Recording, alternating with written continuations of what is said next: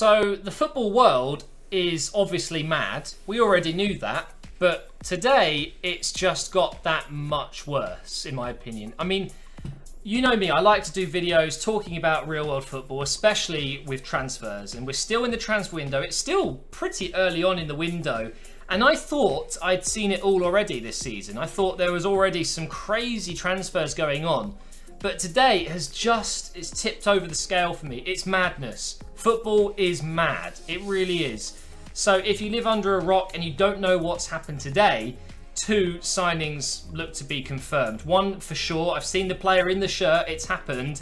And one is 99% done, I believe.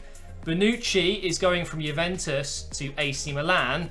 And we've got Kyle Walker going from Spurs to Man City. Now, if I gave you the 2 figures, one has gone for 50 million and one has gone for 35 million. Which way round do you think it is? Surely Kyle Walker has gone for 35 million and Bonucci's gone for 50. You're wrong. It's ridiculous. How has this happened? Bonucci for 35 million euros to a rival. It's not like they've sold him to a different club in a different league. They've actually sold to a rival. And it's cheaper than I think a lot of people would have expected. 35 million euros for, I think, one of the best centre-backs in the world. It's absolutely crazy. But do you know what makes it more crazy? Is the fact that Kyle Walker has gone to Man City for £50 million. 50? What? What is going on in the world of football right now? In what reality is Kyle Walker worth £50 million in? It just blows my mind. Look, I get it, okay? There are a shortage of right-backs, especially English or Premier League ones, put it that way. There isn't that many right now available, at least, that, you know, let's say Man City is a good example. They've needed a right-back for a while, I think. Zabaleta obviously hasn't been great over the last 2 seasons or so. Sanya's about 45 years old. They've needed a right-back for a while. Kyle Walker makes sense. It's a fantastic signing. There's no doubt about it. He will improve that team, and I think Kyle Walker is the best right-back in the Premier League and has been for maybe a little while. So it makes sense, and I can see why Man City have approached Tottenham and effectively thrown money at them and said, we'll pay whatever you want, just give us Kyle Walker. The only way he'd be worth that kind of money is if he was, say, 22, 23 years old, and already playing at the same level. Then it makes sense. But at 27, you'd expect the price to be a little bit lower than something like 50 million. So, you know, I think well done to Tottenham for, you know, not only getting a lot of money for him, but for standing your ground. I mean, Kyle Walker would have heard about Man City approaching him and thought, do you know what, Spurs, they're doing really well at the moment. They're on the up. They're probably going to win the Premier League in the next 5 years. Let's be honest, it probably could happen if they keep their players. But Man City, Pep Guardiola, a chance to be something huge, a project that's been built over the last few years with billions invested.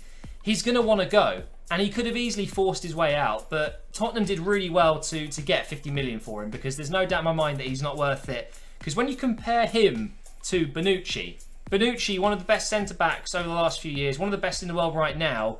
He's won 12 trophies. He's got over 300 caps for Juventus. I think he's 70 caps or so for Italy. And, you know, such a reliable defender. And there's about 3 or 4, maybe even 5 top clubs from around the world looking to get his signature. And they've let him go to AC Milan for 35 million. It's madness to me. It really is. And I think Bonucci to AC Milan, whilst it's a great signing, it's going to be great for my series, which if you haven't caught up on, by the way, please do. Tomorrow I'm uploading another episode, and the day after that is the finale of season 1. I'm going to sign him in that career mode, and it's going to be great. But Bonucci is, I think he's 30 years old now. So 35 million is also still quite a lot of money, but maybe it's not. You know, you see the kind of money that clubs are spending on players. Even Lacazette, 52 million. I mean, that is quite a lot of money. Pogba last year, I guess it's still an example, even though he is one of the best young players in the world. Over 100 million. Lukaku going for 75 million. This kind of money is just nothing these days. So for me, Bonucci for 35 it's still really good value. And Kyle Walker for 50 is extortionate. It really is. For me, he's probably worth 30. Less than Bonucci for sure.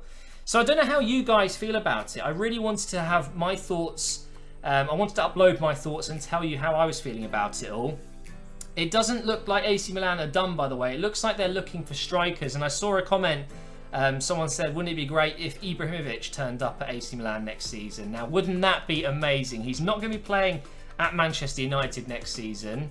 Lukaku's taken his shirt number. He's got number 9. So he's going to be moving on. We already knew that. Where's he going to end up? I feel like AC Milan could be a really good avenue for him. It's, you know, returning to one of his older clubs that he did really well at. And he could finish his career in style. He could propel AC Milan into the Champions League once again. So I'm really hopeful that that could become a reality, although I don't think it's too likely.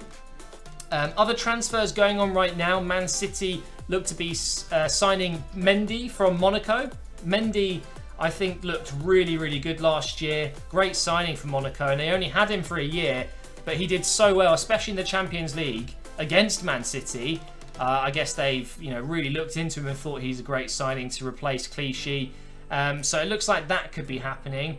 There's a bunch of transfer news out there which, you know, I think some of it is very believable, but some of it is just complete bullshit. It's every year this happens. Another bit of reliable information I've had is that Giroud was...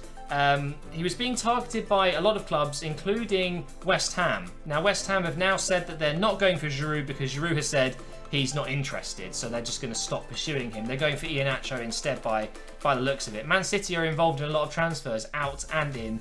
But not only West Ham looking for Giroud and now stopping, it looks like they're going to be getting Joe Hart from Man City. So there's still a lot happening right now in the transfer window, and there is still so much time left to go. Who knows what's going to happen?